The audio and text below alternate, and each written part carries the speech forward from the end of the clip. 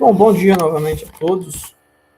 Nós chegamos numa fase agora do nosso curso, é uma fase bem legal, porque é uma fase que agora todas as informações que eu aqui coloquei, na disciplina ao longo do semestre, elas vão começar a encaixar de uma forma bem legal, porque basicamente o que está faltando agora no nosso curso é apresentar as classes de solos, a parte de classificação e mapeamento.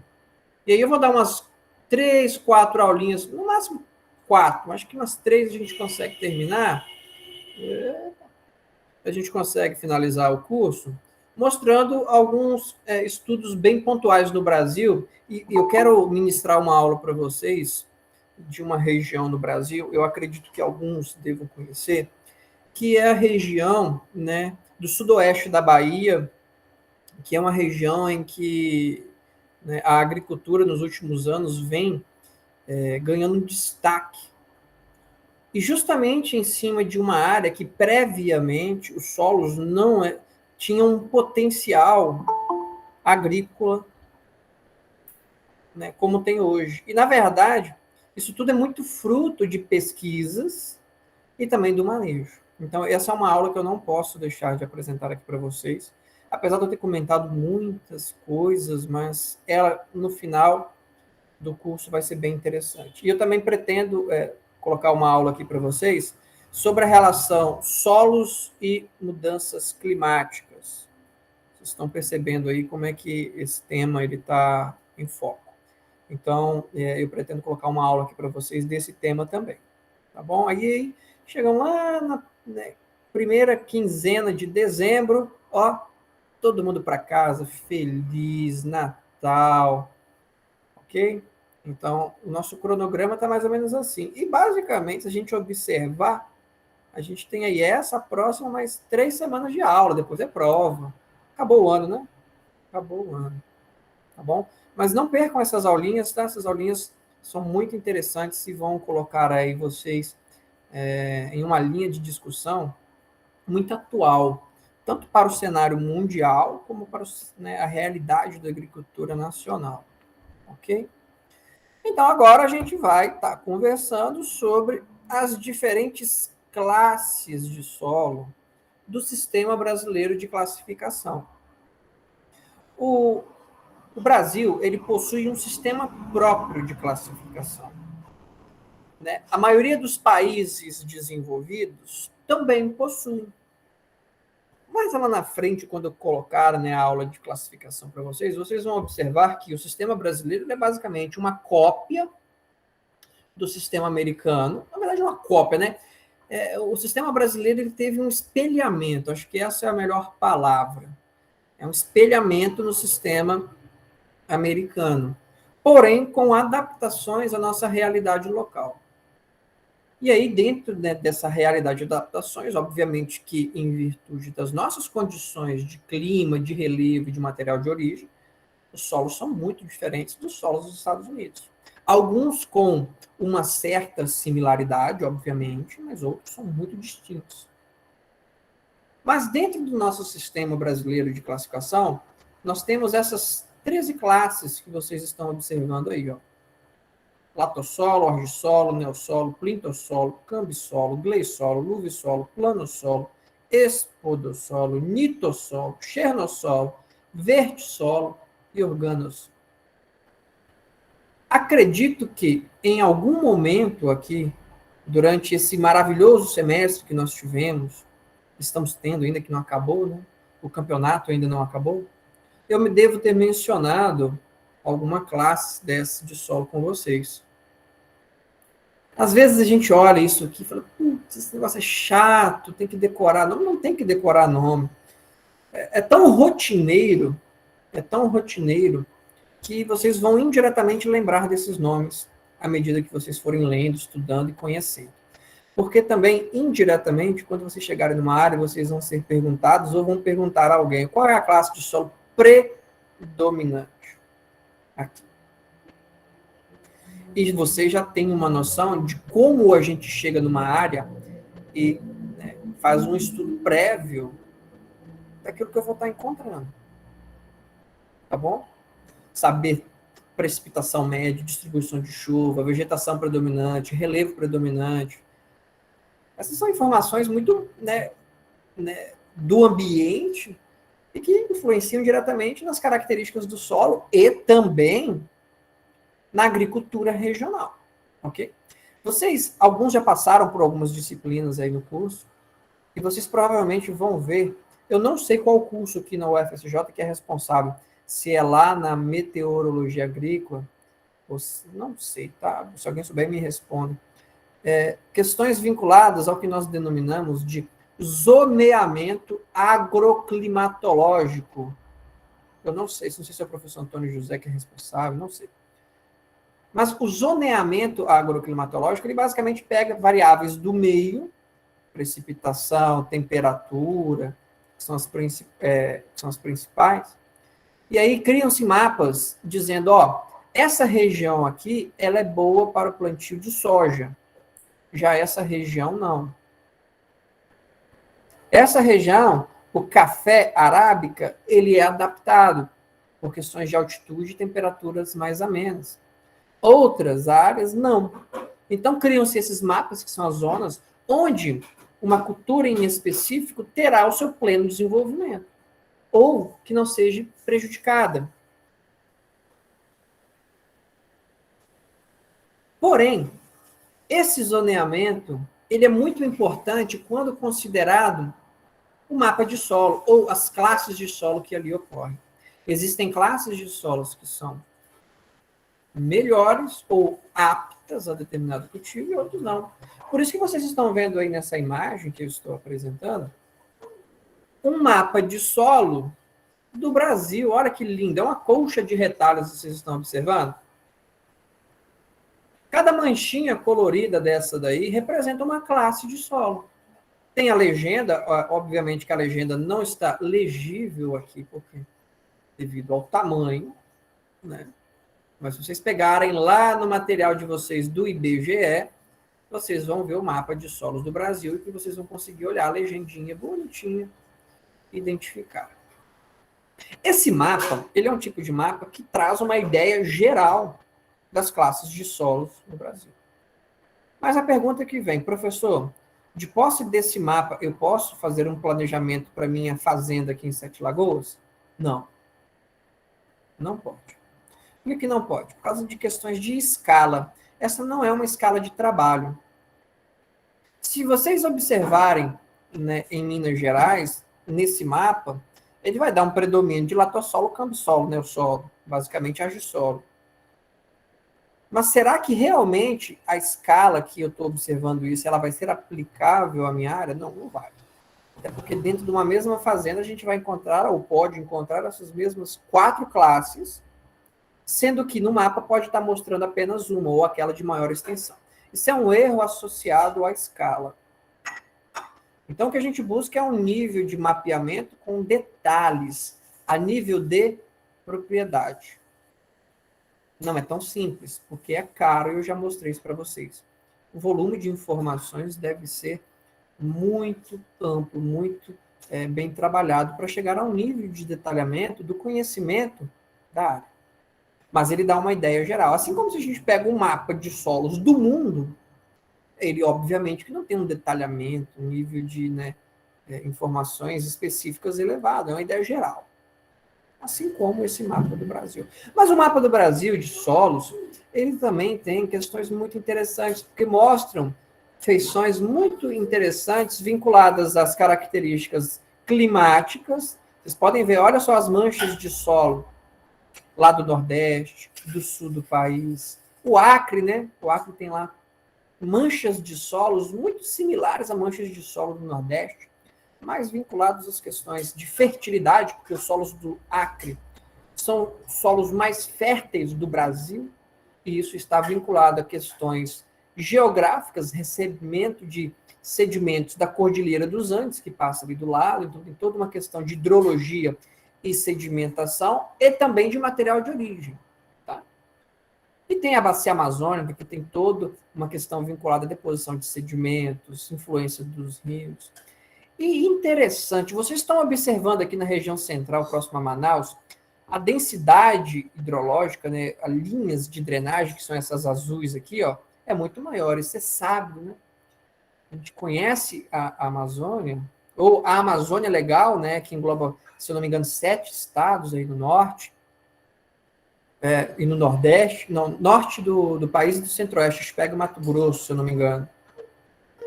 Então, tem questões muito interessantes vinculadas a essa parte hidrológica, porque é uma área que recebe muita influência de águas vindas das partes, né, andinas bolivianas, principalmente, mas que o fluxo de drenagem na Amazônia, por exemplo, ele não seguia, né, esse sentido atual. Os rios da Amazônia corriam no sentido contrário.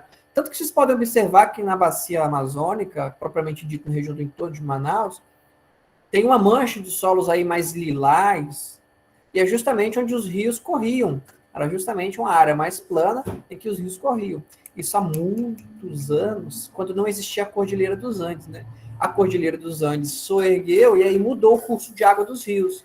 Então hoje o desemboque é no oceano, mas anteriormente não era. Um rio que subia aqui, ó, ia lá para cima, porque não tinha esse efeito, né, de relevo.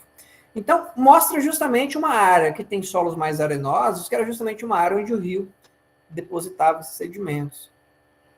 Então, tem questões muito interessantes gerais no Brasil também, como, por exemplo, no Tocantins, onde nós temos solos que têm um índice de aparecimento ou surgimento de plintita muito elevado, justamente em virtude da influência passada dos rios da bacia amazônica. Olha só que interessante. E que atualmente estão em degradação, porque já não tem mais a influência dos rios. Se a gente for para Roraima, Roraima é algo muito grandioso em termos de solos, em termos de diversidade, porque tem influência de toda a parte hidrológica da vegetação, então nós temos aí espodossolos com muita abrangência nessa região, mas também temos solos que recebem influência de um alagamento permanente por muito tempo, em que, em muitos casos, as áreas são abandonadas porque a área está completamente inundada. E a atividade biológica também nessa área é muito intensa, principalmente de cupins. Então, a gente pega áreas assim, ó, extensas, a gente está cheio de cupinzeiro. Então, é uma área que os solos são profundos, são desenvolvidos e que tem atualmente um nível de atividade biológica muito superior aos demais, né, áreas adjacentes. Se a gente vai para o Nordeste, são características específicas do clima seco, né, solos rasos, férteis e problemas físicos. Se nós vamos para a porção central do Brasil central, latossolo predominando, agricultura extensiva, relevo favorável, precipitação favorável, solos que têm apenas os problemas químicos, mas que facilmente são corrigidos. O Sudeste é uma colcha de retalhos. No Sudeste a gente pega parte da influência de um relevo aplainando, se a gente vai sentido aqui Brasília, a gente vê isso, né? Saiu de Minas Gerais, a gente vê o relevo tendendo a aplainar em direção ao Planalto Central. Se a gente vai no sentido contrário, litoral, a gente já percebe que o relevo já fica mais movimentado, mais quebrado. E aí os solos adquirem características um pouco mais de cambissolo, de neossolo, mas que mesmo em condições de relevo mais acentuado, os solos ainda são profundos. Justamente porque o nível de intemperismo e de desgaste do substrato, ou aquele manto, o regolito de alteração, ele, devido a essas características, ele é muito profundo. Se a gente vai mais para o sul, a gente pega uma parte muito interessante do país, que é justamente a bacia do Paraná e parte de São Paulo, onde há um depósito de rochas máficas, principalmente basalto, assim como no Triângulo Mineiro, que faz parte disso, e uma porção no Mato Grosso também, porém a mais expressiva é na região de São Paulo, né, no sul de São Paulo, no Paraná, que são solos bem estruturados, alguns latossolos, mas boa parte os mitossolos. E aí é uma área muito legal. O clima já fica um pouquinho mais ameno, acumula-se um pouco mais de matéria orgânica, tais como as regiões altimontanas e montanhosas, como o Espinhaço, tá certo? A Serra do Mar. E já falando em matéria orgânica, a gente desce para o sul do país, que é justamente uma área em que a gente Tem uma diversidade grande de solos também, tem. Porém, são solos que, na média, comparado aos outros solos distribuídos no país, são solos que têm um pouco mais de matéria orgânica. São um pouco menos evoluídos, mas têm mais matéria orgânica. Isso faz com que eles adquiram características bem interessantes. E se a gente pega a região costeira, desde o Rio Grande do Sul até lá, Rio Grande do Norte, até Papelém, a gente vê que os solos têm características muito diferenciais. São solos que foram formados por um desmonte continental, e é justamente a parte do intemperismo que carrega os sedimentos e os materiais por transporte hídrico, e o rio vai desembocar no oceano. Então, são áreas mais aplainadas, porque é a mesma coisa que a gente pegar um caminhão de areia, de sedimentos, e jogar parte aplana, né, na borda. E é justamente essas características regionais. Às vezes a gente não encontra um relevo próximo ao litoral tão plano, mas na média geral é assim. Solos que tendem a ter características deposicionais, ora deposição de sedimentos mais grosseiros, ora mais finos, dependendo da época em que a energia de deposição era diferente. Em muitos casos, há uma deposição de materiais nessa região, como placas de caulinita, que deixam solos coesos, que é o que forma, o que eu vou explicar hoje para vocês, os solos do grupo Barreiras, que vai desde o litoral sul ao litoral do Nordeste. Solos muito difíceis, às vezes, de se manejar. E aí, se a gente vai para uma região, né, eu penso em regiões que têm características de alagamento, todo o Brasil é passível disso, mas no país se destaca principalmente os solos da porção central na Amazônia e né, nas áreas, né, no Pantanal. Então, são solos que estão aí sujeitos à inundação periódica ou permanente. Esse é um apanhado geral dos solos do Brasil. O Brasil é isso aí. O Brasil é isso aí. Por isso que as características de agricultura regionais mudam. Porque o solo muda, o clima muda, o relevo muda e a agricultura muda. E a economia é basicamente governada por boa parte dessas informações que eu coloquei aqui agora para vocês. Dúvidas?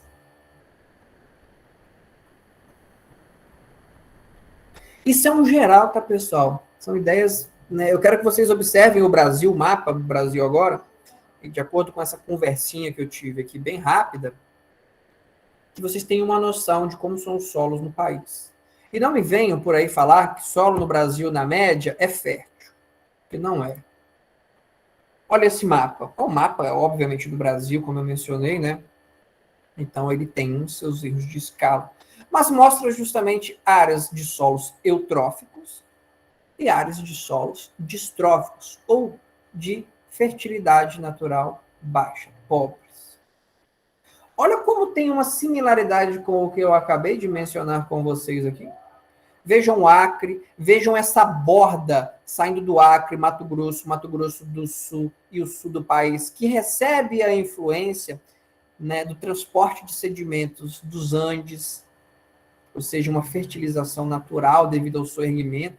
E esse soerguimento, pessoal, ele é um soerguimento que ele leva para a alta montanha material fértil, né, mineral primário com fertilidade elevada. E aí a gente tem a água vindo, depositando isso nessas bordas. Olha lá, na bacia amazônica, no entorno dos rios, há também uma influência da fertilização pelos rios. Olha a bacia do Paraná, São Paulo, que eu mencionei que são solos bons. Vejam porções, alguns solos no Tocantins também tem, mas no Nordeste principalmente, no sertão baiano e no norte de Minas Gerais. São áreas em que a gente tem uma média, obviamente não é algo, né, que a gente pode pontualmente dizer a cidade tal solo é fértil. Não é assim que funciona, é para ter uma ideia. E aí a gente tem áreas muito interessantes, porque o clima rege o material de origem. Na parte sul é mais frio e mais fértil, mas o clima também interfere em temperismo? Com certeza, Mônica. Com certeza. Se está mais frio, o solo, né, ao longo dos anos, ele vai ficar mais restrito ao desenvolvimento, à evolução. Agora, Existem áreas no sul do país em que os solos são muito desenvolvidos, tá? São muito desenvolvidos. Por isso, lá tem terras boas. Sim, exatamente. Vocês devem conhecer, obviamente, plantio de uva, né? Plantio de uva. A uva é muito legal para o suco, para a fruta in natura, para o vinho, né?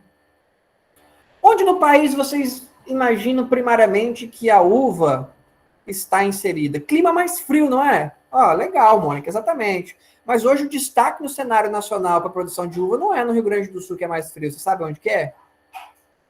Uai, até aqui para fora tem plantação de uva agora, daquele solão rachando. Aquele solão rachando. Boa, João Paulo. Você sabe onde o Brasil se destaca hoje pelo plantio de uva? Nordeste. Já ouviram falar da Bacia do São Francisco, plantio de uva da Bacia do São Francisco? Juazeiro, Petrolina. Bahia, Petrolina. Porque Juazeiro e Petrolina o que divide é apenas uma ponte, né? Galera, vocês não têm noção de como isso movimenta dinheiro nessa região. Eu tenho um colega que, inclusive, deu uma palestra no UFSJ na época que a gente tinha uma vida normal, antes da pandemia, e ele trabalha nessa região. Quando vocês vão no supermercado comprar uma uva, meu filho adora uva, eu também adoro. Vocês observem a descrição de onde vem essa uva. Vai ser de Juazeiro ou Petrolina, no Vale do São Francisco. Professor, mas espera aí. O senhor acabou de falar que a uva é típica, né? Se a gente vai para a Europa, pô, a Itália comanda o plantio de uva, questões de clima, né? Mas no sul do país também é o destaque, o Chile, né? A Argentina. Mas por lá no Nordeste, professor, como assim? Segunda-feira, 10h28 da manhã, você está falando isso para gente? A diferença está no solo. O solo ele é diferente, Mônica. Mas a principal diferença para a gente ter uva sendo produzida em alta qualidade, com alta produtividade, é justamente no melhoramento genético. São, né, cultivares adaptados àquela região, àquela condição climática e ao solo daquele local. A agricultura é fantástica, pessoal. A agricultura é fantástica. Então, com tecnologia, a gente vai longe. Longe. E as uvas, principalmente a uva Vitória, vocês vão estudar isso muito, professor Rufini, é fantástica, porque ela foi desenvolvida justamente para essas condições de clima mais seco, mais quente, sem semente, e docinha. E doce. Ok? Mas isso não é assunto, né? Eu estou apenas colocando algumas curiosidades aqui que têm relação com o solo, com o clima, com o ambiente. Então, quero que vocês observem o Brasil de uma forma geral e vocês consigam chegar agora, final do ano, na ceia de Natal e explicar para os parentes de vocês como que é a distribuição de solos do Brasil. Tá bom? Como que os solos são e como que o Brasil é. E eu também quero que na ceia de Natal de vocês, no Réveillon também, 11h50 da noite, antes da virada, é uma ótima oportunidade de vocês explicarem como que a gente segmenta solos numa paisagem como essa daqui. E eu venho ao longo do curso mostrando isso para vocês. Hoje, quando a gente observa uma área como essa, que é uma propriedade rural, a gente nunca pode falar que o milho vai ter o mesmo desempenho se eu plantar nessa área toda. Inclusive plantar milho em cima da água. Não vai dar certo. Óbvio. Também não vai dar certo nessas áreas que estão próximas ao curso da água. Olha só que interessante, esse desenhozinho vagabundo que eu fiz hoje cedo para vocês. Então, são áreas que recebem a influência do lençol freático. Professor, essa área aqui, ó, que está próxima a esse relevo típico meia laranja, lembra que eu expliquei para vocês? Eu não vejo, não acredito que ela recebe a influência de água. Recebe sim. Vocês estão observando que na borda aqui, ó, na base aqui, a vegetação está mais verdinha? Olha só. Olha aqui, ó. Olha como é que está mais verdinho aqui, ó. Vocês estão vendo meu mouse, né? E aqui está mais seco, olha. Perceberam? Eu estou na estrada, tá? Estou vendo isso da estrada, não fui lá. Pessoal, se essa área que tem um relevo similar, uma área está mais verdinha e a outra está mais seca, é justamente uma área que tem mais água aqui, ó, que tem água no sistema, por isso que a vegetação está mais verdinha. Então, toda essa parte mais baixa aqui da paisagem é uma área que recebe influência da água. Quando esse rio enche? Quando é época de cheio? Isso aqui tudo fica inundado. Isso aqui é uma área lá no Espírito Santo que eu conheço. Passava aí todas as vezes quando estava na época de cheio, estava tudo alagado. E era bom que a gente, aqui, ó, os peixes ficavam aqui, ó, a gente ia pegar peixe depois, na época que começava a baixar a água, que ficava preso, ia morrer mesmo, a gente ia pegar. Então, essa é uma área em que a gente já pode chutar uma classe de solo que aqui ocorre, não pode? Quem chuta uma classe de solo que pode ocorrer aqui nessas áreas que estão em destaque aqui em amarelo? Argissolo? Gleissolo? Um gleissolo, João. Eu acho que um gleissolo cabe melhor, não é? É cinza lá? Uhum. Se for, é que alaga. Aquele solo acinzentado, isso aí. Por quê? Porque aqui é uma área que tem água, que recebe influência da água, e que o processo de gleisação, que forma o horizonte glei, pode surgir. Como é que eu vou saber isso? Tenho que ir lá no campo, galera. Eu tenho que abrir um perfil e ver isso aqui. A gente está supondo. Mas, se eu comparo um gleissolo com um latossolo, acha realmente que um latossolo tem chance de ocorrer ali? Não. Então, o nosso chute, ele é um chute bem direcionado, concorda? Até um argissolo, João, eu acredito que possa ter em alguma fase dessa também aqui, ou alguma mancha dessa. Mas essas áreas aqui, ó, que estão margeadas por água, dificilmente a gente vai ter um argissolo. Aqui o que cabe é um gleissolo ou um neossolo. Lembram dos neossolos que eu mostrei que recebem, né, que são formados pela influência da deposição do material via flúvica?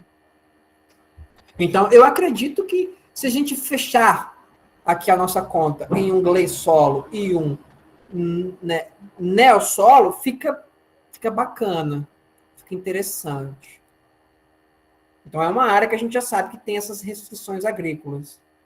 E em muitos casos, pessoal, vocês vão encontrar situações em que o agricultor ele quer trabalhar nessa área porque é uma área plana, é uma área de fácil acesso, e o cara fica assim, ó, é o que eu quero. Vocês vão se deparar com isso. Mas tenham em mente que essa parte, essa região, ela tem os seus problemas. Ela tem os seus problemas. Olha que legal. Eu fiz isso hoje de manhã. Tava aqui tranquilo, falei, vou colocar uns desenhos diferentes aqui. Vai ficar muito ruim, eu sou péssimo nisso. Observem as setinhas amarelas. A primeira coisa que eu quero que vocês observem é a uniformidade na vegetação nessas setinhas amarelas. Tá? Então, é uma área em que a vegetação, a gente está observando que não tem uma certa estratificação, é bem mais homogêneo, está no topo. Aqui cabe um latossolo. Aqui cabe solo de topo, solo desenvolvido. Agora, percebam onde o relevo quebra. Percebam como que visualmente a gente tem um aumento na heterogeneidade das manchas de vegetação. Alguém lembra o nome dessa feição aqui, ó, que é essa concavidade nessa porção mais elevada aqui? Ravina. Lembra? Olha as ravinas aqui, ó, que foi uma parte que a erosão arrancou. Aqui são solos rasos, aqui é cambissolo, neossolo. Topo, latossolo, nas áreas declivosas, cambissolos e neossolos. E o argissolo cabe aonde aqui? No terço médio também. Nas ravinas, a expectativa de ser um neossolo ou um cambissolo é muito maior. Mas aqui, ó, principalmente nessa setinha aqui, nessa daqui e nessa daqui, é argissolo. E aí, eu peço a licença que eu fiz isso, mas eu esqueci de puxar um zoom aqui. Vou colocar aqui, ó, enviar. Não, vou enviar para frente. Enviar para frente. Aí, como é que faz aqui? Aqui, ó, cortar.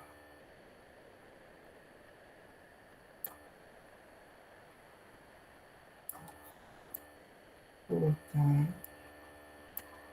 O que vocês estão observando aqui, hein?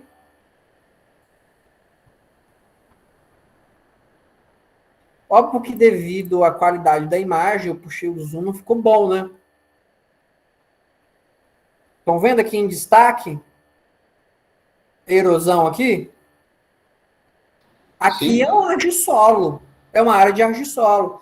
Topo latossolo, declivou, argissolo. Olha a erosão. Olha o problema do B-textural aí.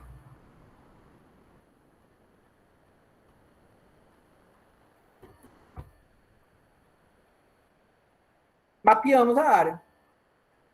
Vou até tomar um café, que o trabalho foi feito. Dúvidas?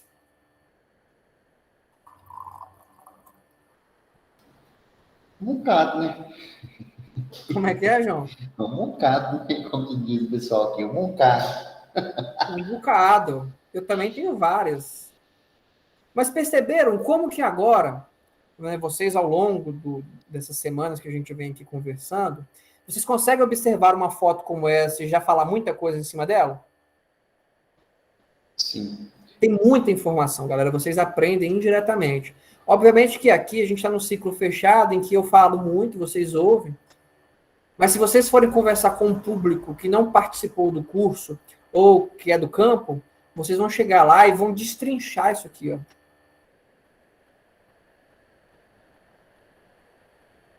E digo mais, boa parte de vocês vai trabalhar, vocês vão chegar numa área e vão ter que olhar uma parte da fazenda e fazer justamente o que eu fiz aqui com vocês. Rapidamente falar, ó, lá é isso, ali é isso, ali é aquilo, lá é isso, aqui pode, aqui não pode, lá pode, ali tem isso, lá não tem. E ó, dessa forma.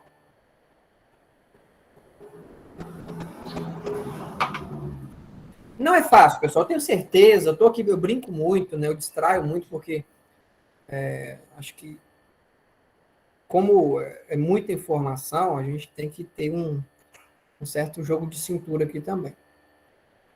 Mas tenham em mente que o conhecimento de vocês acerca disso tudo que eu venho comentando aqui, ele vai ser construído com o tempo, com leitura e com muito estudo. Muito estudo. Demora muito para chegar nesse nível de interpretação visual que eu acabei de colocar aqui para vocês, que é a base da pedologia, tá? Então, demora muito tempo para a gente ter essa rapidez, essa perspicácia, tá bom?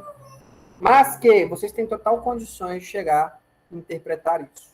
Total, total, tá bom? Mesmo que vocês não lembrem o nome do solo, vocês já sabem questões diferenciais de relevo, de ravina, de erosão, de vegetação.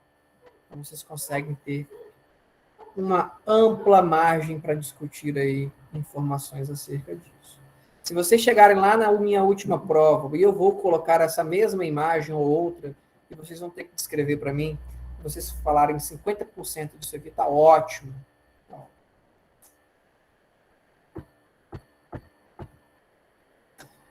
E a nossa primeira classe de solo a ser estudada, obviamente que é a classe de maior ocorrência no país, e a mais importante, porque a chance de a gente estar numa propriedade e trabalhar em cima do latossolo é enorme, né?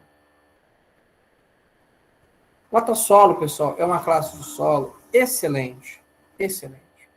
Tem as suas variações, óbvio, eu vou mostrar algumas. E, basicamente, no sistema brasileiro, nós temos esses 4 tipos de latossolos. O latossolo bruno, o latossolo amarelo, o vermelho e o amarelo, e o vermelho. São solos que têm na sua essência, né, a evolução pedogenética. São solos mais evoluídos, mais desgastados, mais intemperizados e os mais pobres do planeta. Latossolo é isso. Se a gente vai para as áreas dos tabuleiros costeiros, olha o nome, tabuleiro costeiro. são áreas próximas ao litoral, planas. Então, nós vamos deparar com áreas extensas, planas, agricultura top, trabalhando tranquilamente, porque o relevo favorece e o solo favorece. Não adianta pensar que um solo bom, ele é tudo, porque o relevo e o clima também. O relevo vai restringir principalmente o trabalho mecanizado para grandes áreas e o acesso. O acesso. Então, em muitos casos, a gente precisa levar os insumos agrícolas para uma área. Imagina uma área assim. Quem é do interior aí sabe o que eu estou falando. Como é difícil trabalhar em área íngreme. Então, às vezes, o solo ele tem uma fertilidade melhor, mas o relevo não favorece. Então, são áreas que a gente monta justamente um plano de uso, né? Às vezes, a gente dá prioridades. Tá? A gente dá prioridades.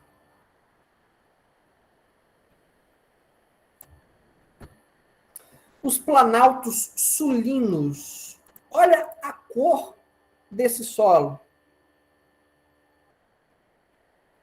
Está brunado. Ele está mais escurecido. Ele está mais rico em matéria orgânica. Obviamente, porque é no sul do país, né? Os planaltos sulinos, ó. Planalto, área plana, no sul, por isso sulinos. Esse é um latossolo bruno. O que chama a atenção de vocês, né, nessa imagem, sem ser a cor do solo e o relevo? Olha a superfície desse solo. Sem ser a vegetação também, Mônica. Olha para o solo. Olha para o solo. Então, a gente está numa área que houve o preparo inicial dessa área para o plantio. Tem algo que está me chamando muita atenção. Esse torrão, hein? Os torrões. São grandes, pequenos, médios. Que tamanho esses torrões? Pela imagem aparenta ser médio. Médio, pequeno, né? Isso. Médio, pequeno. Isso é em virtude de quê? Os aglomerados.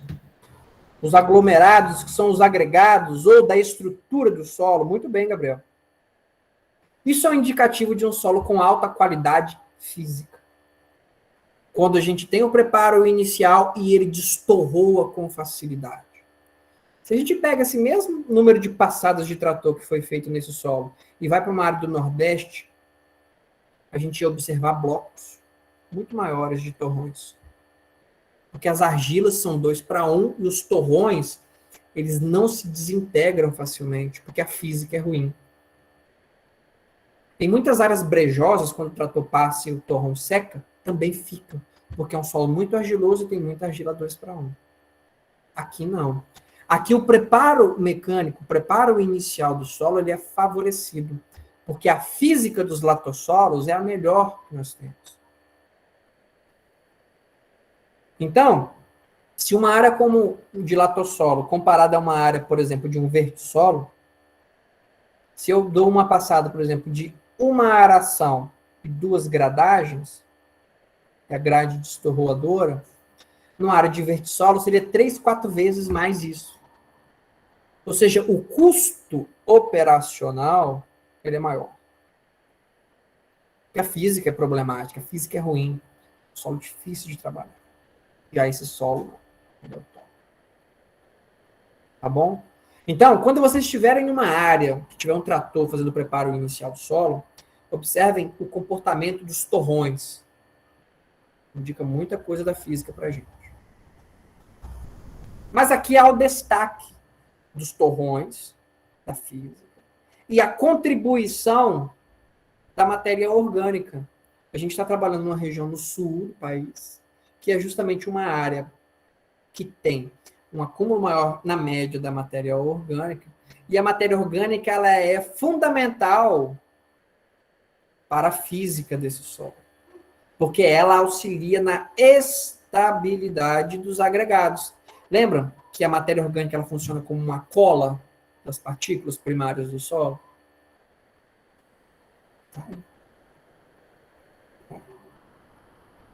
E é muito interessante, por quê? Porque a região sul do país é uma região que a gente coloca aí, ó, sudeste, sul, e vai para o extremo sul, Argentina, Uruguai, para o Chile, os solos já não são dessa forma. Porque quanto mais ao sul, mais restrito o intemperismo. Serão solos que terão os planaltos dessa mesma natureza, que serão muito bons, não por causa da evolução pedogenética desse solo. Porque no sul é uma área meio que transicional, se a gente compara o sudeste com o sul, com, né, a América do Sul, Chile, Argentina, Uruguai. Porque lá o intemperismo é menor. Mas em virtude da matéria orgânica, os solos têm características excepcionais também. Mas muito mais pela matéria orgânica. Aqui no sul do país, a gente tem uma duplicidade interessante, que é um certo nível de evolução em termos de profundidade e da maior participação da matéria orgânica. Vertical. Muito bom. E é interessante também a questão dos latossolos, que sempre a gente identifica áreas de latossolo com vegetação exuberante, áreas de floresta.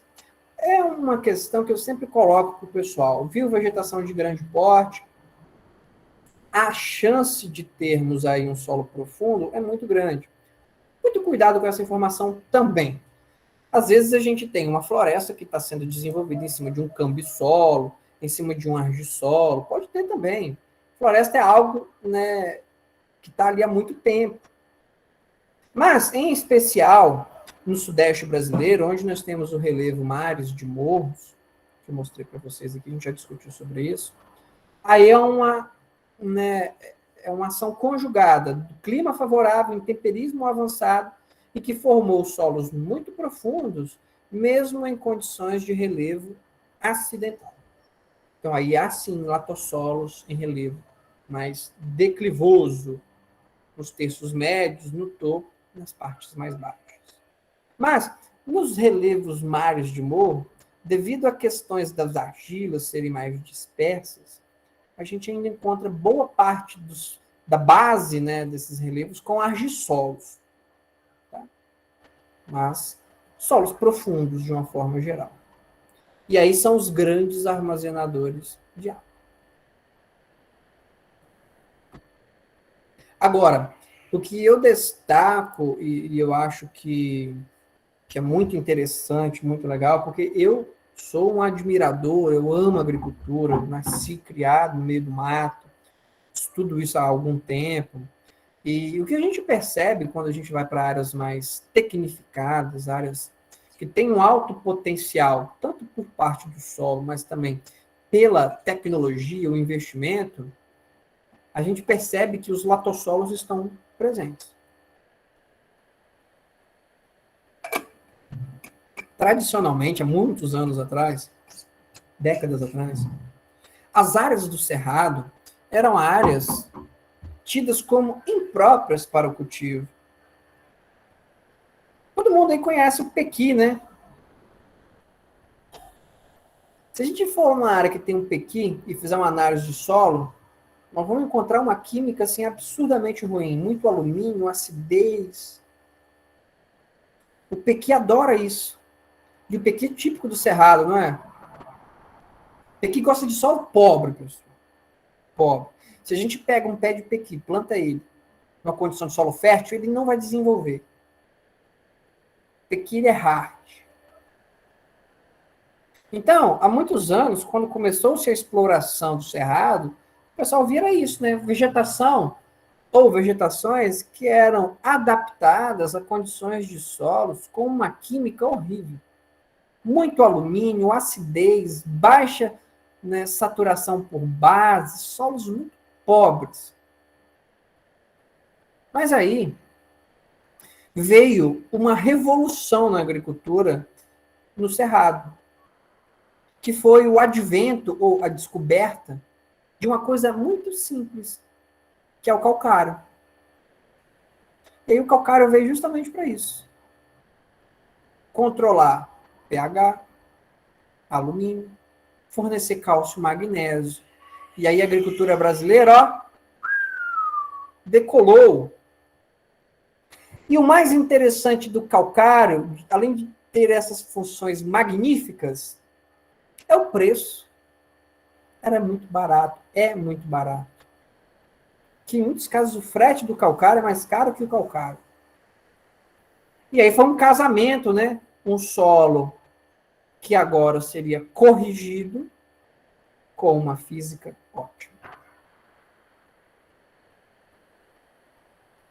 São áreas que têm um potencial agrícola muito, muito grande, desde que ocorra a correção química desses solos. Construção da fertilidade. Se a gente tem uma tecnologia envolvida, a gente tem produtividade. E nessa área nós estamos observando um pivô central no entorno café, em uma área fantástica. E aí a gente vai para uma área como essa e, novamente, observem as características quando passou um trator aí. Estão vendo os torrões, como é que eles se desfazem facilmente? Isso é um indicativo de latossolo, pessoal. Um solo bem estruturado. Olha o relevo. Olha a condição do relevo. Olha as questões do solo. Olha a tecnologia. A agricultura brasileira no Planalto Central. Está aqui, ó, em cima disso aqui. São solos muito bons, pessoal. Muito bons. São os mais usados no Brasil, maior ocorrência. Eles dão condições para isso.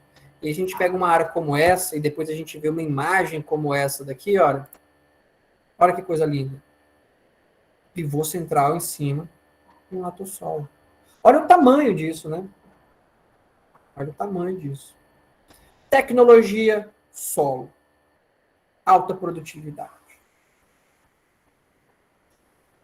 Se tivesse aqui um cambisolo igual aquele da Serra de Santa Helena, será que compensaria investir num pivô central como esse? Que eu chuto por baixo aí, não vou nem chutar, mas R$500 mil por aí, mais ou menos. Esse pivô central aí, 300 a 500 mil reais. Será que compensaria o investimento? Não. Então, só compensa o investimento onde o solo dá retorno. E aqui é uma área que dá retorno. É uma área. Olha a cor do solo, um vermelhão mesmo, estão vendo? Essa é a característica da agricultura no Cerrado brasileiro.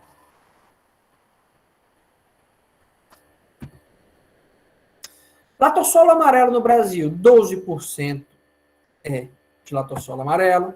Em Minas Gerais, apenas 1%. Óbvio que aqui também tem o problema da escala, pessoal. Isso é uma questão inerente ao que eu estou apresentando aqui, tá? Vermelho e amarelo, 20% do Brasil. Então tem uma ampla distribuição também. Mas olha em Minas Gerais. 35% de Minas Gerais é de latossolo vermelho e amarelo. Então, tem uma ampla ocorrência. Lembra dos latossolos mais avermelhados? Principalmente aqueles provenientes do material mais máfico ou da influência adjacente da deposição desses materiais? 7% do Brasil. Tá? Professor, quer dizer que lá na Amazônia, no Pará, a gente não tem latossolo vermelho? Tem, é porque a escala aqui não mostra, mas tem sim. Aqui está mostrando onde é a maior ocorrência, né? Mas tem também, menor quantidade, mas tem. Em Minas Gerais, 19%. Latossolo férrico, né? Vermelho férrico, aquele que tem um teor elevado de ferro, 2% de Minas. Olha o latossolo bruno que eu falei com vocês, aquele mais escurecido por matéria orgânica. Olha onde é que ele se destaca aí no país. Lá na porção sul.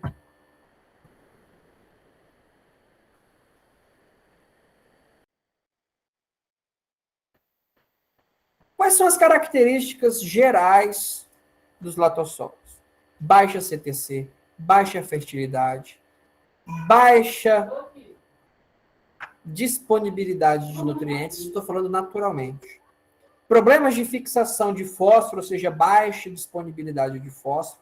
O fósforo ele fica fixado nesses solos devido às argilas oxídicas. e a planta não consegue adquirir. Vocês vão ver isso com detalhes lá na fertilidade. Eu não vou me prolongar nessa discussão aqui, porque esse é assunto para outro curso. São solos ácidos, são solos com muito alumínio, pobres quimicamente. Porém, estrutura muito boa. Estrutura granular, microgranular ou em bloco, se tiver um pouco mais de caulinita. Mas se tiver gibsita, hematita, goetita, estrutura granular, microgranular. Em blocos, um pouco mais de caulinita e às vezes a matéria orgânica também contribui para o crescimento da estrutura, formando um bloco. E como a estrutura é top, são solos que têm uma porosidade elevada. Ou seja, que armazenam muita água.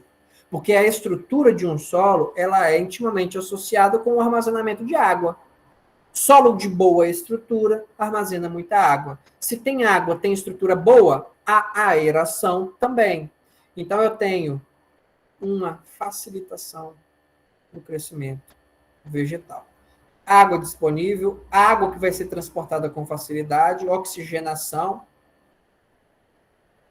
Só basta corrigir a química, né? Então falaram o que a gente pode fazer em cima de um latossolo? Manda ver. O que vai te limitar no uso de um latossolo é o seu recurso. Ou as características regionais climáticas. Uma cultura que não é adaptada àquela região.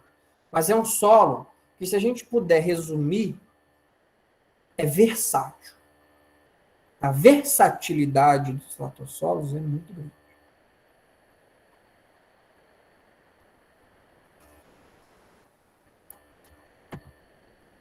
Existem alguns parâmetros pedológicos, e aí eu tenho que mostrar isso para vocês, porque isso é um resumo, tá?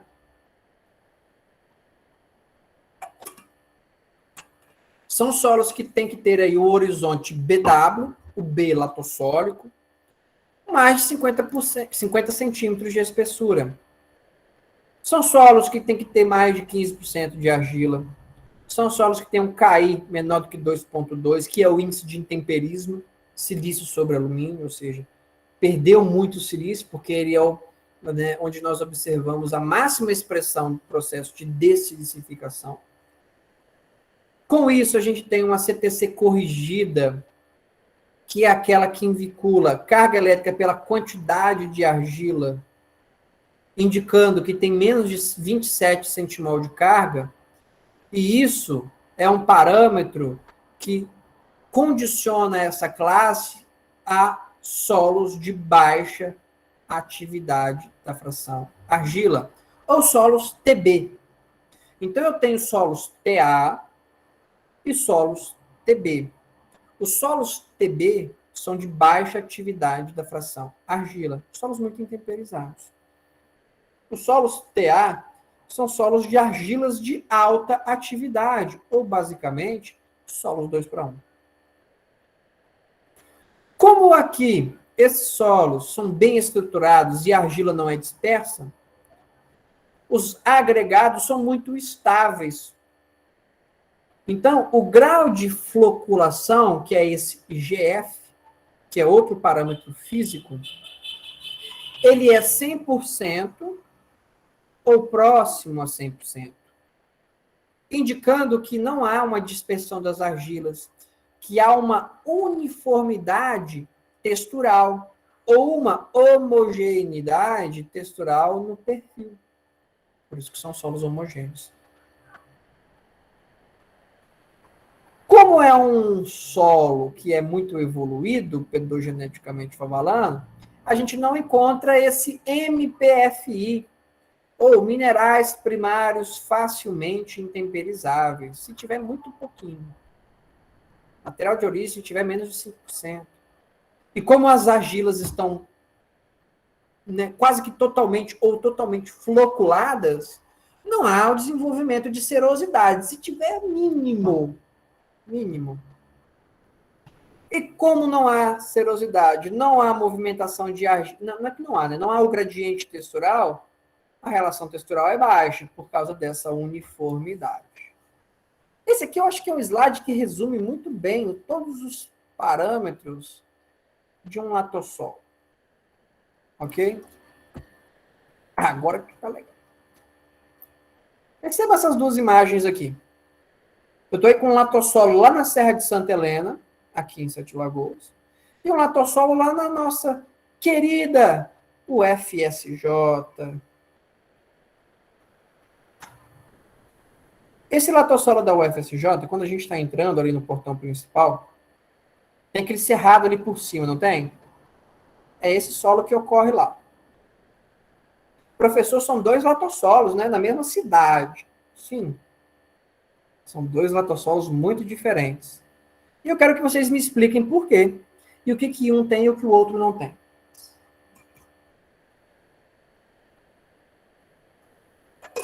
Valendo 1 ponto. Vamos lá?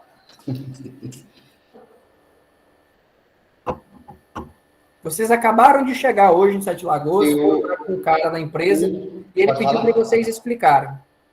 Oi, João, pode falar. Ok. A gente pode ver que a física é diferente, um tem física, tem maior física que o outro.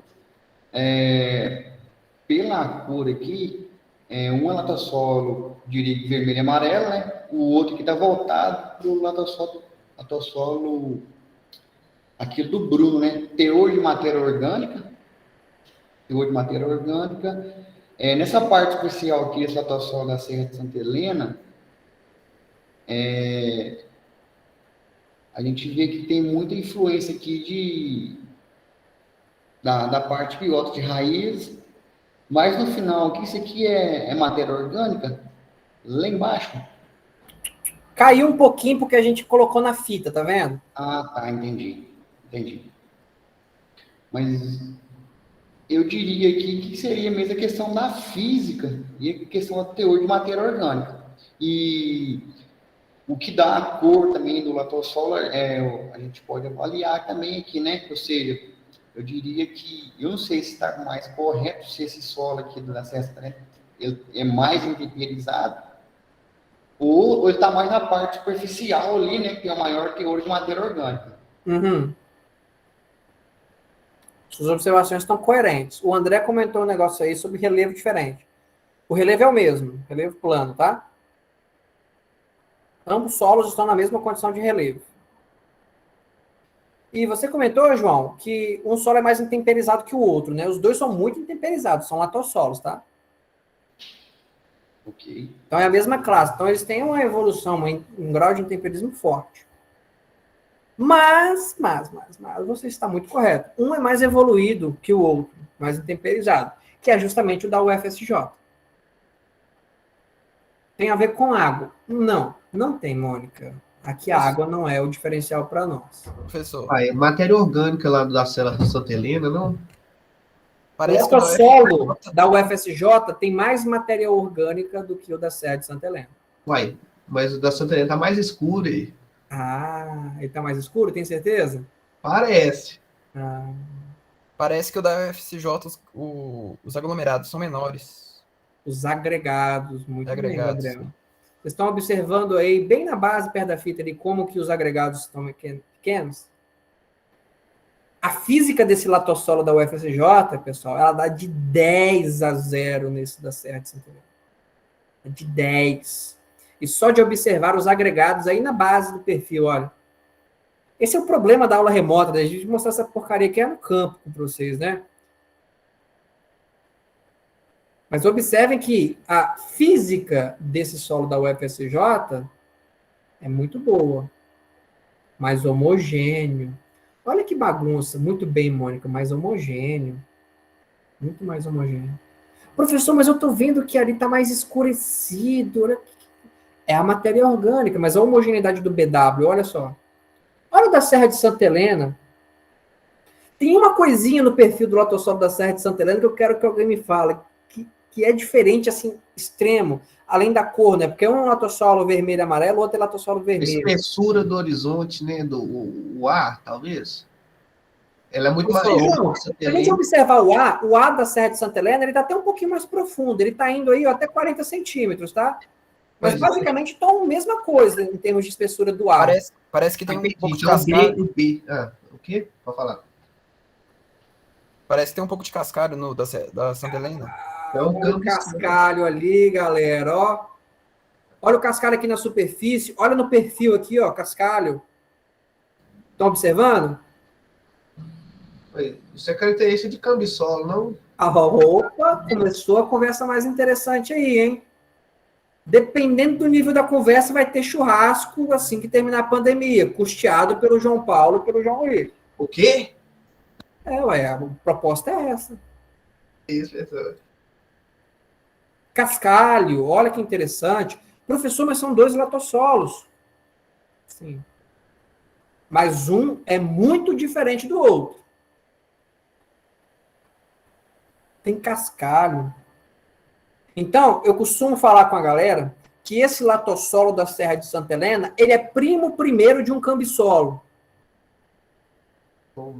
Ele é classificado como um latossolo porque ele atendeu aos parâmetros principais da classificação de um latossolo, que é ter o B acima de 50 centímetros, não ter serosidade, atender a estrutura e blá, blá, blá.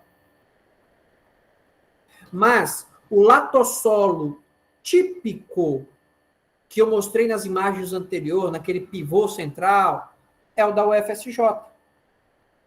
Uma coisa é o típico, é a classe central, o que remete a todas essas informações que eu venho aqui colocando. A outra são os solos que têm os primos primeiros coordenando alguma métrica interna. E olha só, pessoal, o perfil mostra isso pra gente. Então esse aí é um B textural? Não, ele é um BW. W também? Ele é latossolo. Latossolo não tem B textural. Entendi. Cascalho aí veio da onde? Boa pergunta. Essa era a minha próxima. De onde veio o cascalho? O que explica o cascalho aí? Ou, vamos melhorar um pouco mais a nossa discussão. O que explica esse solo da Serra de Santa Helena ser amarelo e o outro ser vermelho? Se a gente está na mesma cidade.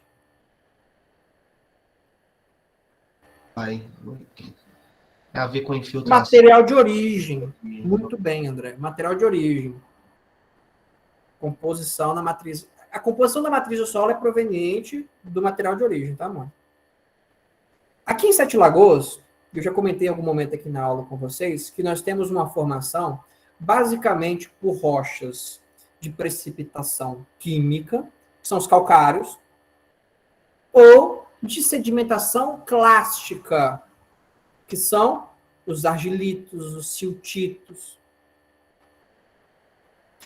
Na Serra de Santa Helena, pessoal, o que predomina são os siltitos.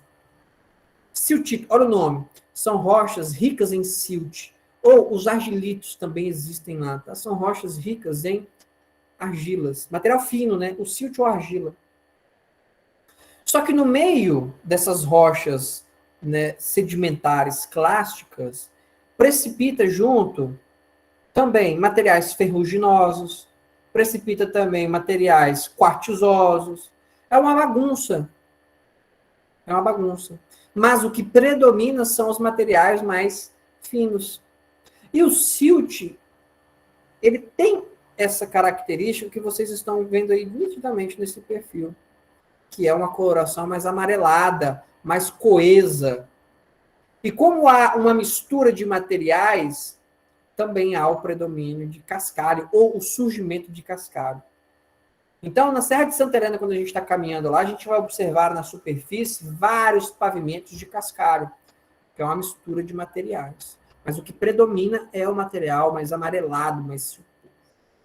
Já na área, na serra, da UFSJ, predominou foi o solo oriundo do material de calcário. Mas, professor, o calcário é branco. Existe algum mapeamento dos solos da Serra de Santa Helena? Não sei se minha impressão é equivocada, mas parece ocorrer outras tipologias de solo de acordo com... Sim, Wilson, sim. Tem o mapeamento, sim. Nós fizemos a dissertação de um aluno meu lá agora, mapeamos os solos de lá. Se der tempo, eu vou apresentar aqui para vocês, tá bom? Eu normalmente faço uma aula prática lá. Mas tem, sim, outros tipos. Tem cambisolo, tem neossolo, tem argissolo, tem latossolo, tem nitossolo e tem gleissol. Tem esses tipos lá em cima, tá bom? Tem uma ampla variação. Aqui eu estou mostrando apenas um, mas tem sim. Eu Até posso mandar a nitossolo. dissertação dele para vocês. Eu vou fazer isso. Eu vou anexar a dissertação do meu estudante para vocês, tá? No portal, hoje ainda. Tem vários tipos lá. Você falou nitossolo na serra? Tem. Alguém planta alguma coisa nele? Não. Não planta porque é uma área de preservação, né? Entendi. Aí mesmo. E justamente na área do nitossolo a gente tem floresta. Ah, muito bem. É justamente um solo que é mais desenvolvido que deu condições da vegetação desenvolver mais. Beleza?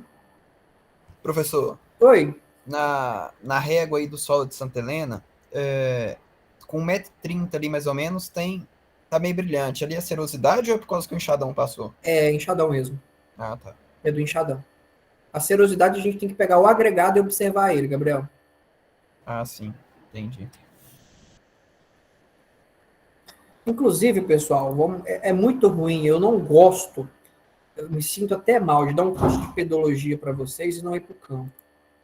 Se todo mundo topar, a gente pode marcar num sábado pela manhã. O que vocês acham? Vai. Por mim dá. Aí o que a gente pode fazer? A gente pode marcar num sábado, 8 horas da manhã, 7h30, 8 horas da manhã, no pé da Serra de Santa Helena. E a gente faz uma caminhada, olha que legal. Tô dentro. Se todo mundo estiver de acordo, a gente vai, faz uma caminhada, vamos até no topo, a gente desce até na cascata, final de semana liberado ali, acho que está liberado. É um ambiente aberto, acho que não tem problema. A gente vai informalmente, tá? Eu vou fazer isso. Eu gosto mesmo. Aí a gente agenda um sábado aí pela manhã, a gente vai. E aí eu mostro toda essa variação de solos para vocês. Eu só peço que pelo menos 2, 3 pessoas vão comigo, porque eu ir sozinho também não dá. Né?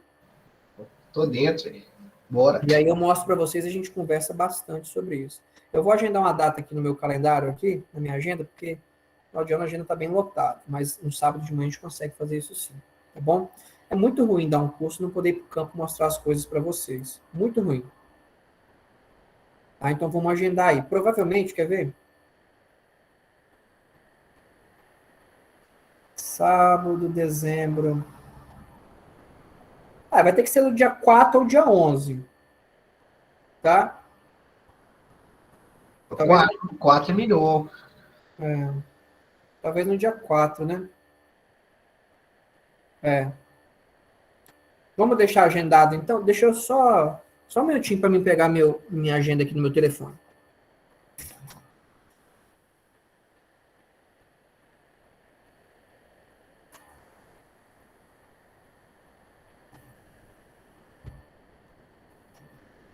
Dia 4 de dezembro.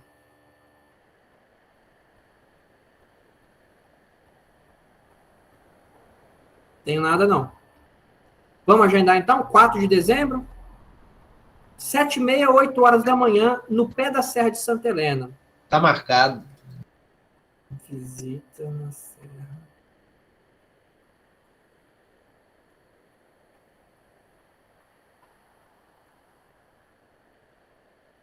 Oito, 7, 5. Eu vou colocar um recado no portal didático, tá bom, pessoal? Para a gente fazer essa visita. Muito bem. E lá eu vou mostrar algumas variações, tá? Ó, é uma caminhada, tá, pessoal? Então, assim, a gente vai andar bastante, vai lá em cima, né? Normalmente a gente já faz essa caminhada, né? Quem mora aqui na cidade ou tá aqui. Então, eu vou fazer isso de uma forma bem, nada com pressão, eu quero que vocês tenham, e vão por curiosidade, tá? Ninguém é obrigado a ir, não vou cobrar, né, ponto, presença, nada disso. Vai quem quiser participar, fazer um dia bem light mesmo, amanhã bem light lá, tá? Ninguém é obrigado a fazer isso, não. Na verdade, eu nem vou pôr isso no registro meu aqui, não. Vou fazer isso extra. Extra. Então, pessoal, como eu estava comentando, o latossolo né, que é mais vermelho, ele é proveniente né, do intemperismo dos calcários. Mas os calcários, pessoal, eles são formados por carbonatos de cálcio e também resíduos ou impurezas, que são os materiais ferruginosos. Então, por isso que, quando os calcários há milhões de anos foram intemperizados, o que sobrou e originou os solos mais avermelhados foi justamente o resíduo do calcário. E aí, como o calcário ele deixa o solo com um pH um pouquinho mais alcalino, fica mais avermelhado, mais hematítico. Então, esses solos dessa natureza tem isso. Tá bom? Tem isso. São solos totalmente distintos, porque os solos oriundos das rochas pelíticas são solos muito problemáticos fisicamente. Muito problemáticos. Já aqueles oriundos do calcário são solos melhores. Tá bom? E aí, nós estamos também numa condição em que esse solo, né, tanto da Serra quanto da UFSJ, eles têm um pouco mais de matéria orgânica. E é justamente essa maior atividade biológica ou da presença de matéria orgânica no solo da Serra de Santa Helena que evoluiu para um BW ou para um latossolo. Tá bom? E se a gente imagina esse solo aí da UFSJ, ele é um solo com potencial agrícola muito bom, pessoal. Muito bom. Tá? É um latossolo típico, extremamente importante para a agricultura nacional. Alguma dúvida em relação a esses dois tipos de solo? E olha só esse outro solo aqui, lá na nossa querida UFSJ. Eu puxei a seta aqui, obviamente, porque é essa área lá do Cerrado. Tá observando? Olha esse perfil. É um latossolo. Um latossolo tem um A úmico com mais de 1,20 m de espessura. E está lá no meio do Cerrado. Estão vendo?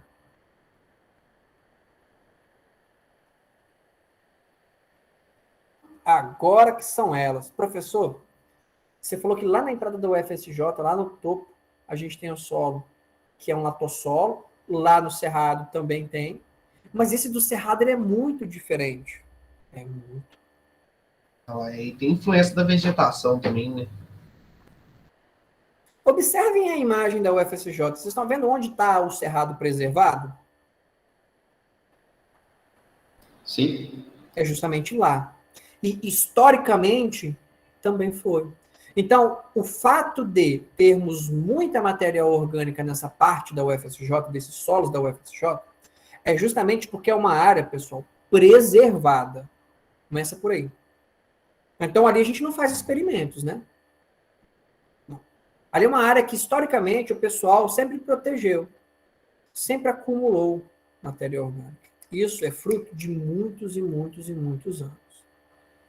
Mas, né, se a gente conta uma história pedogenética, para formar um solo com essa espessura, esse nível de estrutura, né, essa forma que a gente tem aí de organização, de cor, de espessura e tudo mais, precisa de algo a mais para explicar esse acúmulo de matéria orgânica. E esse algo a mais é justamente uma condição mais úmida há muitos e muitos anos.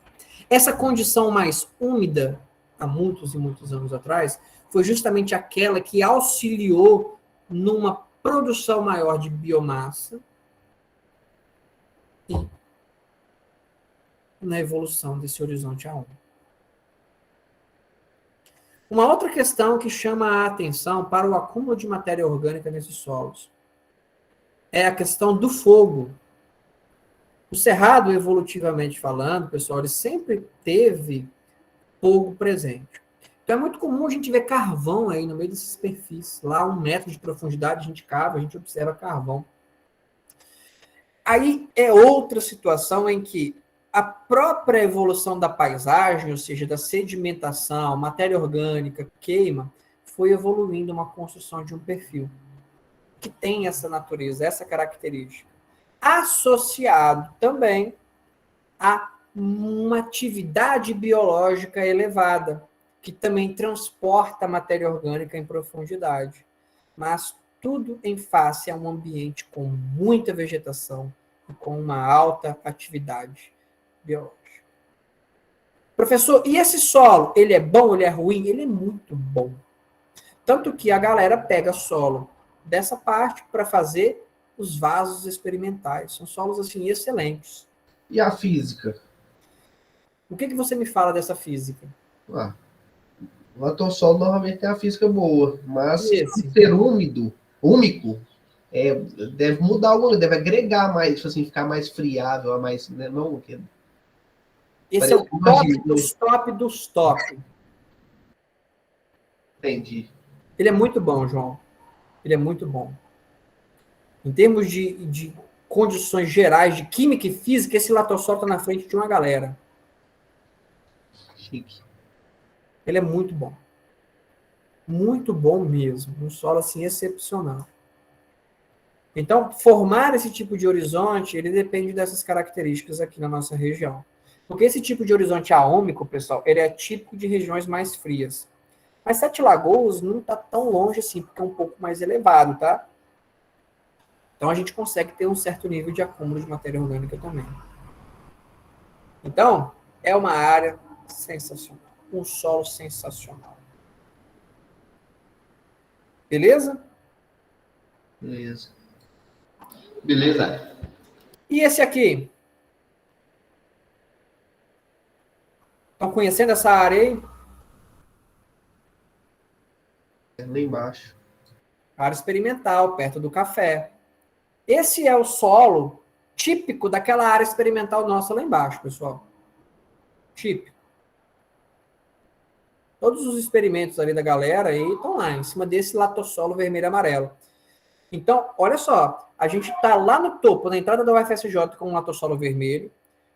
Depois desceu, tem uma bagunça ali no meio, que tem cambissolo, argissolo. Chegou no cerrado, latossolo úmico. Passou o latossolo úmico, volta um latossolo vermelho, depois um cambissolo, e lá embaixo, na área experimental, volta para um latossolo amarelo. Esses são solos da UFSJ, que eu vou mostrar numa outra aula para vocês. Mas esse em especial ficou amarelo lá embaixo. Vermelho e amarelo. Como que a gente explica lá embaixo ter esse solo?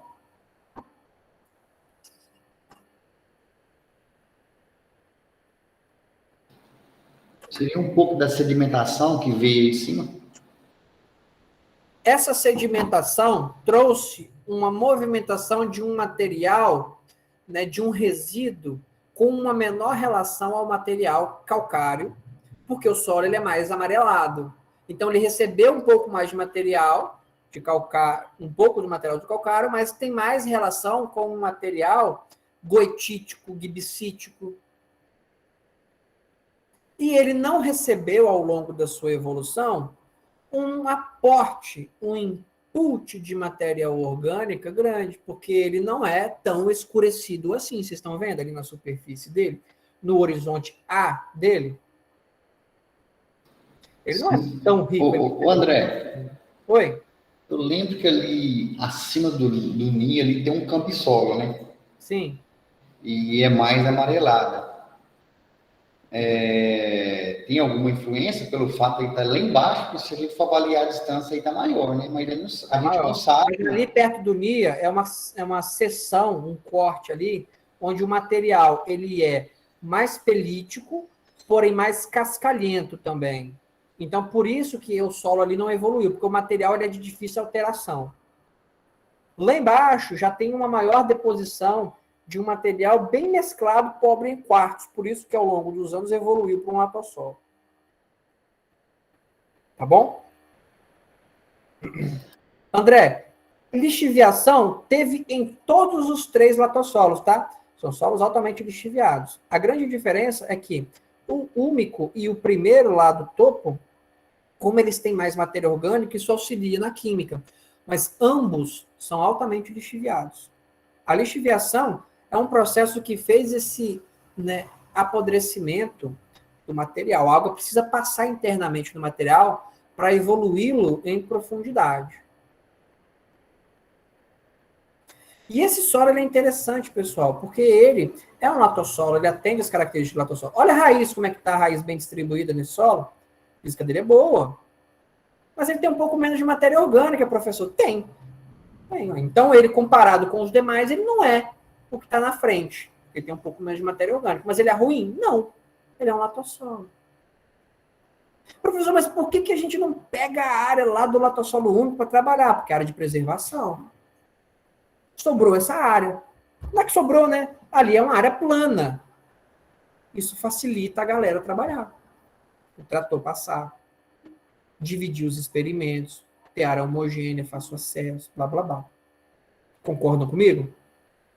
Sim. E, anualmente, pessoal, quem trabalha lá sabe disso, faz o preparo do solo, faz uma calagem, uma adubação, a irrigação.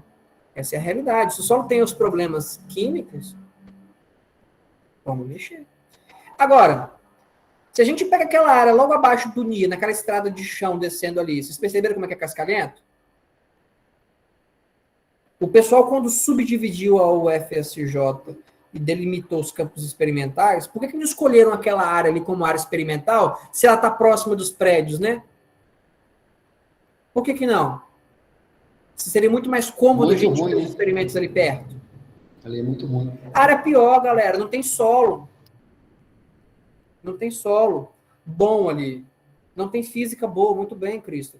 A Mônica, eu não conheço lá. Não estou aqui também. Aí fica... Desculpa, né? Foi mal. Mas eu vou apresentar uma aula específica sobre essas áreas com fotos.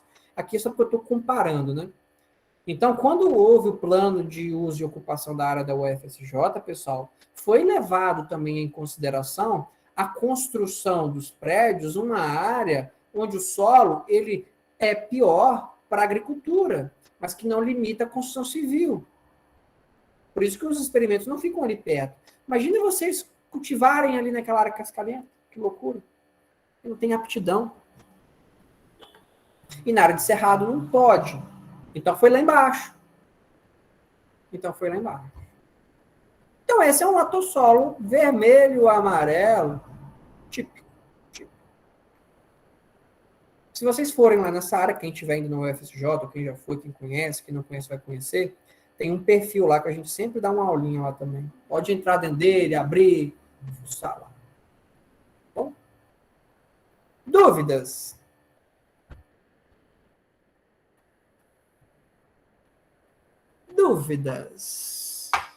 Latossolo é isso, pessoal. Acho que vocês já têm um volume de informações bem interessantes acerca dessa classe. Um solo muito bom. Beleza? Agora eu vou conversar com vocês sobre outra classe, que é a segunda de maior ocorrência no país, que são os argissolos.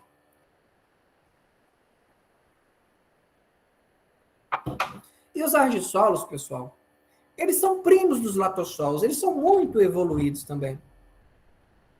Mas eles têm uma diferençazinha, que é o gradiente textural, que é o B-textural. Ou seja, aqui, aqueles parâmetros de grau de floculação e de argila dispersa em água já não são os mesmos. Aqui, o grau de floculação não é elevado, o que é elevado é a porcentagem de argila dispersa em água. Ou seja, essa argila, como ela está dispersa, ela migra e concentra em uma parte subsuperficial. E aí, como a gente tem essas questões da argila, a estrutura já não evolui bem. Já é um bloco, um prisma, não fica granular ou microgranular. Tá bom? E como a gente tem a migração da argila de um horizonte superficial para um subsuperficial, às vezes a gente tem aí, ó, um horizonte E, aquele mais claro, tá bom? Uma questão muito importante que eu aqui devo mencionar é que existe uma outra classe de solos, denominada de luvisolos, que é um argissolo típico de região mais seca. Então, um argissolo, ele não pode ser TA eutrófico, ou seja, ter alta atividade e fertilidade elevada. Ele tem que ser TA, mas distrófico. Ele pode ser. Porque se ele for TA e for eutrófico, aí ele cai na classificação de um luvissol. Tá bom?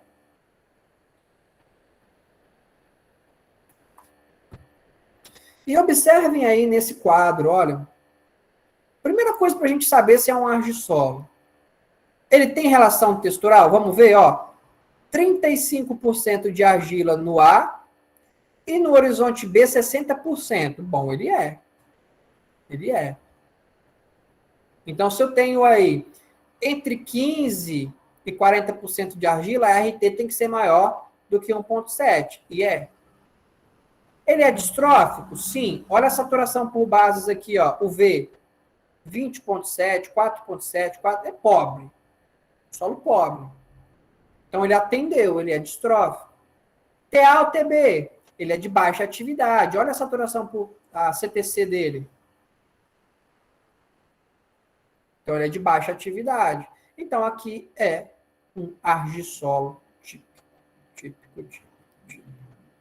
Tá bom?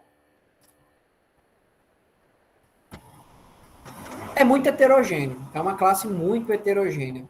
E esse tal desse B textural, ele dá uma dor de cabeça na gente muito grande. Porque esse B textural, ele é meio categórico, eu expliquei isso para vocês. Às vezes ele transiciona de uma classe para outra, vira uma bagunça. Então, a argissolo é uma classe muito heterogênea, tanto em cor, profundidade, estrutura, desenvolvimento, fertilidade, mas que, essencialmente, é um solo que possui migração de argila dispersa que migrou e originou um horizonte B textural. Então, tem o acinzentado, o bruno acinzentado, o amarelo, o vermelho amarelo e o vermelho. Tá bom? O que diferencia um latossolo de um argissolo, isso sim precisa ficar bem claro na mente de vocês. Argissolo tem argila dispersa, tem serosidade e não tem homogeneidade textural. Totalmente contrário de um latossolo. Ok? Totalmente contrário. Pode atender o horizonte B em profundidade, pode atender cor, pode atender uma série de outros parâmetros, mas que, tendo migração de argila, serosidade e atendeu a relação textural, é classificado como argissolo. O argissolo, pessoal, é uma classe de solo que é, né, em nível de intemperismo, a que está logo abaixo dos latossolos. Tá bom? Logo abaixo. Olha no Brasil, que loucura, professor. Tem argissolo em tudo quanto é canto. Tem. Quase 27% do território nacional é argissolo. Latossolo é 32%. Então, está bem pareado. Então, é uma classe muito ampla. Se a gente coloca aí latossolo, soma com argissolo, quase 60% do território nacional é latossolo e argissolo. Em Minas Gerais, 10%. Quais que são os problemas associados aos argissolos? O gradiente textural. O gradiente textural.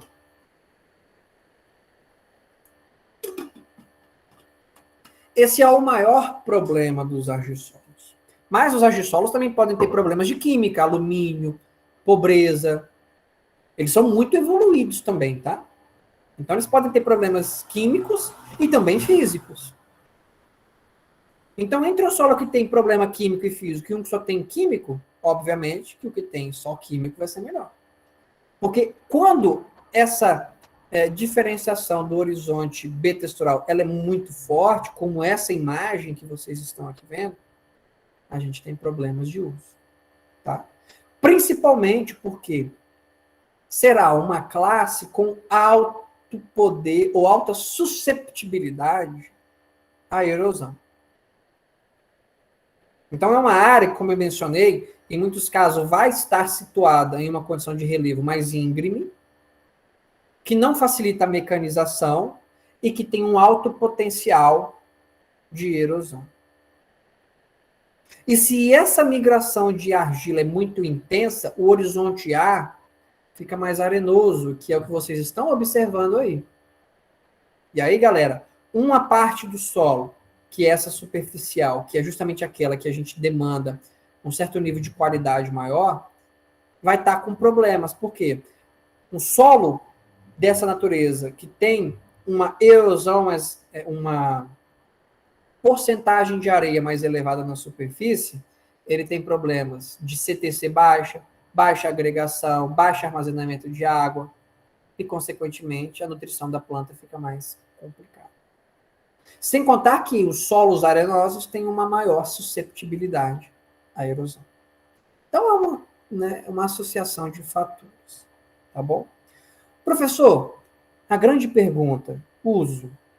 Argissolo, pessoal, tudo que rege argissolo vai depender de duas coisinhas básicas. Na verdade, três, né? Que é a primeira. Qual que é o relevo que esse argissolo está? Quanto mais acidentado for o relevo, mais restritivo será o uso ali. Uma outra pergunta que a gente deve fazer é a seguinte: qual que é a profundidade do horizonte B textural? E terceiro, qual que é a magnitude dessa transição, né, dessa migração de argila? Às vezes a gente tem uma transição bem forte, abrupta, como essa aqui. Às vezes ela é muito sutil. Atendeu a classificação, é um argissolo, mas não tem tanta limitação assim. Então, para eu responder, esse solo pode isso, pode aquilo, eu tenho que juntar essas informações. Tá? É o relevo, é a profundidade que esse horizonte B textural começa e como que é essa migração de argila. Ela é forte, é pouca, é fraca, é mais sutil, ou não? Tá? Então, se a gente vai em condições, né, por exemplo, de argissolos lá no sul do país, manejados com plantio direto, que tem cuidado com a proteção do solo, que tem técnicas que são, né, direcionadas a essa classe, não tem problema. Mecanização tranquila, conservação, tudo, né, feito de acordo com o conhecimento prévio da classe. Aí a coisa anda.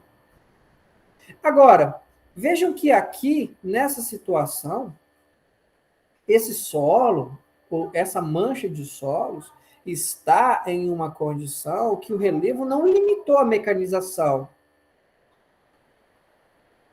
Se começar a ficar mais declivoso, aí muda. Aí muda. Aí a facilidade que a mecanização tem já não vai ser tão grande assim.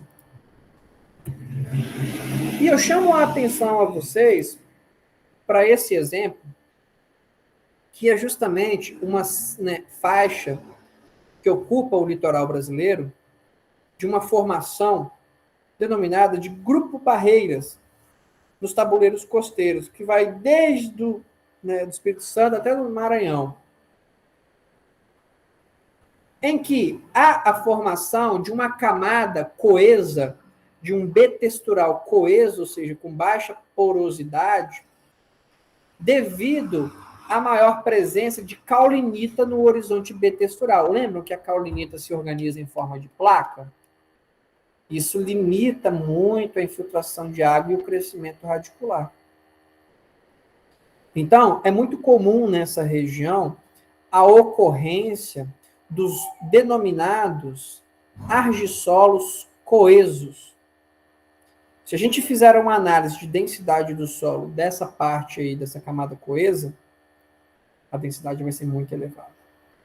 E isso limita muito o crescimento radicular. Olha como é que a raiz da planta fica quando ela tenta, né, romper essa camada. Vocês estão vendo que ela ficou enrolada? E aí, como a raiz não aprofunda, o que acontece com a planta? Exatamente o que o Christopher acabou de comentar. Tomba. Aqui está um exemplo de um pé de mamão que caiu. Vocês estão observando? No norte do Espírito Santo, pessoal, é muito comum o plantio de mamão, Tanto que a maior exportadora de mamão do Brasil, que é a Calimã, eu acho que é até hoje, né? Uma empresa que está lá até hoje. Eu não sei se vocês sabem, o custo de produção do mamão é muito elevado, caro. E mamão, assim como o tomate, tem um custo com agrotóxicos, com insumos muito elevado. Tem problema de praga, doença. Então é uma cultura que o agricultor, se ele tomar uma porrada, uma pancada, a pancada é forte, né? Porque tem todo esse viés aí fitossanitário. E aí o que acontece? O pessoal começou a plantar em áreas lá no norte do Espírito Santo, em que, né, não foram feitas análises do perfil. E aí caiu justamente plantio em cima de áreas de argissolos coesos, 10 centímetros, 15 centímetros, os primeiros ali mais arenosos, beleza. Logo abaixo, a camada coesa. E aí, como é uma área de um tabuleiro costeiro e venta muito, o que aconteceu com o plantio? Começou a derrubar. Os pés começaram a cair depois que ganhou o porte, porque a raiz não aprofunda, olha. A raiz não desenvolve. E aí, o agricultor perdeu dinheiro. O simples conhecimento dessa camada pedológica de impedimento já mudaria completamente a realidade desse agricultor. E aí, professor, o que fazer nessa situação? Bom, um argissolo coeso, que tem um B textural próximo à superfície, que limita muito a água, o crescimento radicular, o que a gente tem que fazer é romper essa camada. E aí existem os implementos agrícolas que rompem. Então, são hastes que são inseridas no solo, o trator puxa e rompe aquela camada. Mas percebam que esse trabalho de rompimento, esse trabalho mecânico, pessoal, ele é caro. Mas a escarificação ou subsolagem, ela é recomendada nessa situação.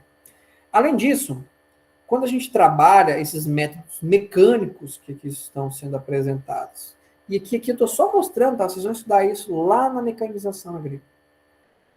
Todas essas práticas devem estar associadas a práticas conservacionistas vegetativas, como, né, após o rompimento dessa camada, colocar uma planta com sistema radicular agressivo para inserir matéria orgânica em profundidade e auxiliar na estruturação em profundidade desse solo.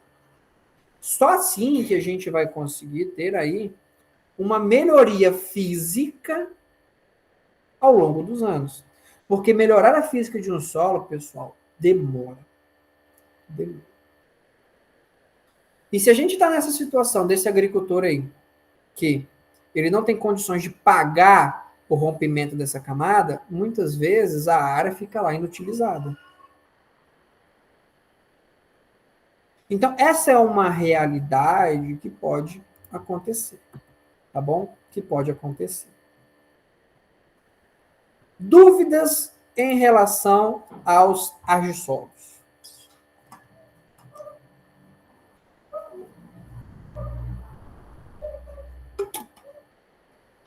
Ô, André, Oi? em relação ao mais aí, a gente está vendo aí para utilizar mesmo, aproveitamento, não depende só de ser o argissolão, depende também muito do relevo, se compensa, para ver se compensa ou não, né, para aderir qualquer manejo aí, para qualquer cultura. Sim. Mas deixa eu te perguntar aqui, em relação a isso aí, a subsolagem, esse tipo de solo, eu sei que essa atividade demanda muito dinheiro, é muito caro mesmo. Isso aí mais em relação, é feito mais em relação a, como tu diz, que o produtor que vai arcar com isso aí para ver se compensa ou não. Sim. O fato da utilização disso aí é porque na região lá igual nesse caso aí, praticamente esses produtores estão próximos, aí é uma faixa só de ar de solo, ou, como se diz, ou é porque tem muita grana mesmo, ou seja, tem empresa grande que favorece isso aí, ou em relação mesmo ao tipo de cultura. A pergunta sua é respondida de uma forma bem simples. Compensa o custo-benefício. A Entendi. análise de viabilidade mostra que compensa fazer esse tipo de técnica. Tem retorno, tá? Tem Entendi. retorno. Então, são áreas que têm uma condição de relevo favorável, que estão aí dentro de um polo de produção que absorve a cultura, né, o produto final, e que o custo do maquinário, do investimento, ele tem retorno no médio e longo prazo. Se o estudo preliminar mostrasse que não tem, né, um retorno, eles não fariam. Então, imagine o seguinte, se eu estou numa área, o agricultor não tem dinheiro, ele é um agricultor de baixo nível tecnológico, então é difícil a gente indicar esse tipo de prática para esse agricultor, porque ele vai investir, mas não vai ter retorno. Porque a cultura dele é uma cultura que não vai render aquilo para cobrir os custos dele. Então, é toda uma análise de viabilidade técnica que é feita para saber se compensa ou não. Ok. Beleza? Mais alguma pergunta, pessoal? Outra classe de solo que é muito legal e que é similar aos largissolos são os luvissolos. Qual que é a diferença dos luvissolos para os largissolos? Os luvissolos estão inseridos em uma condição climática mais seca, ou de menor intemperismo, em que ele é fértil, olha aqui essa imagem, olha essa saturação por base, e ele tem argila de alta atividade.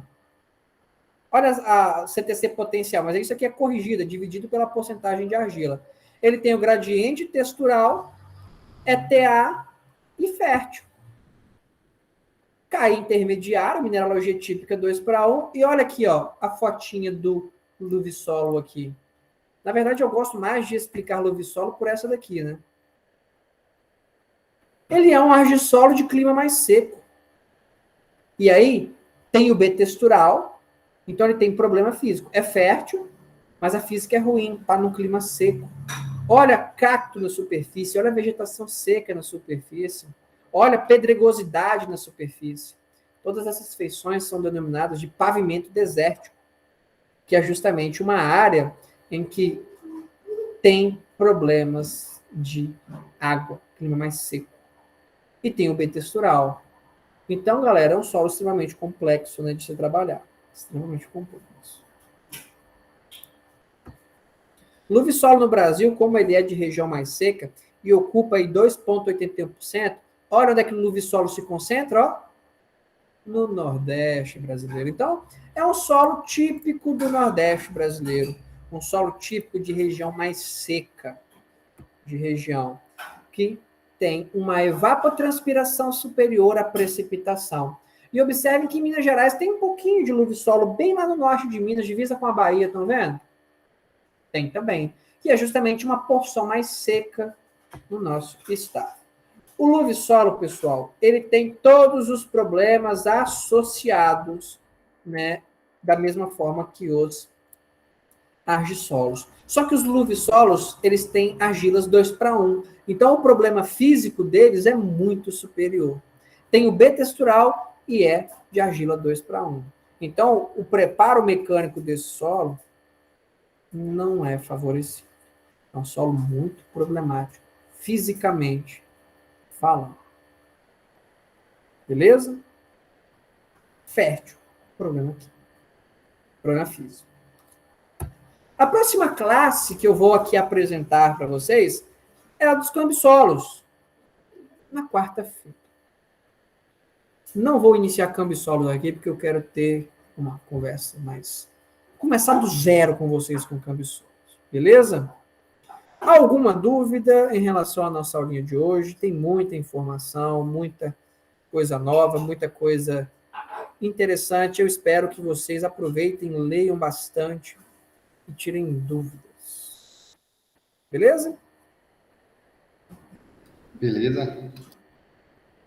Então, até a próxima aulinha. Falou, tem mais, André? Até mais. Valeu. Professor, Oi. que dia que vai ser nossa prova? A prova está marcada para o dia 17 de dezembro, é isso? 17? Aí vai ter um trabalhinho antes, então. Vai ter na última semana, vai ter sim. Ah, não, beleza. Tem que conferir lá na... Eu não, sei, não, desculpa, não é dia 17, não. Ela é dia 14. Deixa eu abrir aqui agora, já te respondo isso agora.